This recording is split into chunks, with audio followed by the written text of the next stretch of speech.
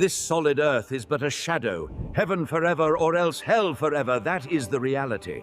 Such difference between right and wrong that the early Christians truly believed in this transcendent nature of reality, that this earth was a shadow, and that the spiritual realm is what was truly important.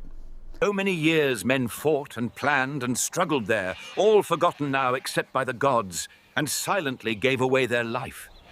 Today I want to look at one of those Christian missionaries, St. Adalbert, and specifically how he's depicted in Thomas Carlyle's history of Frederick the Great, which is truly a history of Prussia. Now, to give more of a sense of how they would have viewed the Prussian heathens, we'll read a small quote from Carlyle's work. Prussian heathen, who, across the frontiers, were living in such savagery and expressed bondage to the devil, worshipping mere stocks and stones. So I just love that frame, that the early Christians aren't just trying to convert people to their religion. There's practical reasons for them to head into this land of Prussia and try to convert these heathens, but on a larger scale, they're seeing them as enslaved to the devil and trying to free them from that enslavement. This is a much more radical, separate view from how we would learn about these histories today in our worldview. And I just love that representation of it. It's really the other strong side of how we can see these people and what they were up to and why they would sacrifice their lives for this message. At this point where we meet St. Adalbert, it's the year 997, there have been many missions into Prussia, but the Prussians are hot-headed. They truly believe in their religion. They're very strong, they're great fighters, and they fight back against the missionaries. St. Adalbert, known for being hot-headed himself, decides to take this up. Somewhat disenchanted with the Christian flock he was leading back at home, he now sees this as his calling to free these people from that bondage to the devil that they would have seen it as. One of the more interesting things is that they can't speak the language. Adalbert is going in there, he's trying to preach the message of Christ, but he can't speak the language they speak, so he's doing this mostly with gestures, with eye movements. I mean, the thought it would take to believe they could pick up this message just from your body language shows the belief that they had in the power of the message they were bringing to these heathens. Or we'll just say that's what they're calling them, right? Heathens. As he would go in there, mostly on the outer circles of Prussia at first, he would get beaten back by the Prussian priests.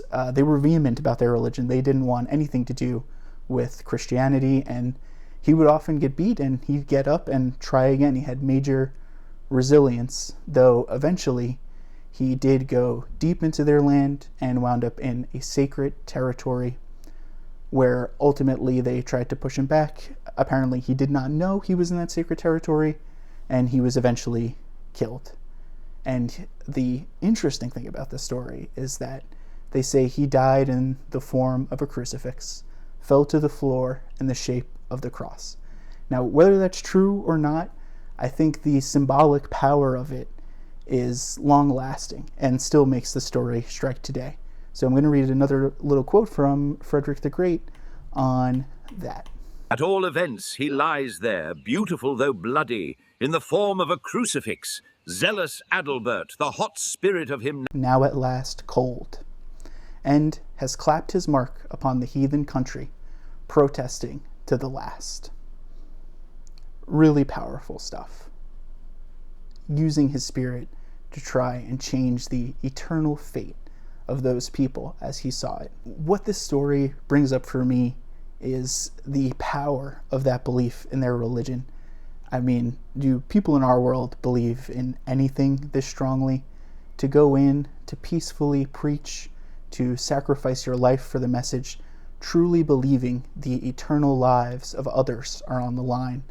I don't know that in our modern world we can hold any conviction that strongly, or at least we don't often see it. To think that so many people were doing this back at that time, that strength of their belief, it feels really human to me. The highest level of human that we can possibly strive to get to. And we often think about people of the past as potentially being backwards, about being, not fully understanding the reality they were in. But when I hear a story like this, I start to think that maybe they understood the reality to a greater extent than we ever could. Now, Adalbert died, right, in Prussia, killed, one of the many missions that failed. So what do the people of that time think? That Prussia must certainly be lost, that there's no chance it will ever be converted to Christianity. Well, the chapter here on Adalbert ends like this. There is no hope of converting Prussian then? It will never leave off its dire worship of Satan then? Say not, never. That is a weak word. St. Adalbert has stamped his life upon it in the form of a crucifix in lasting protest against that.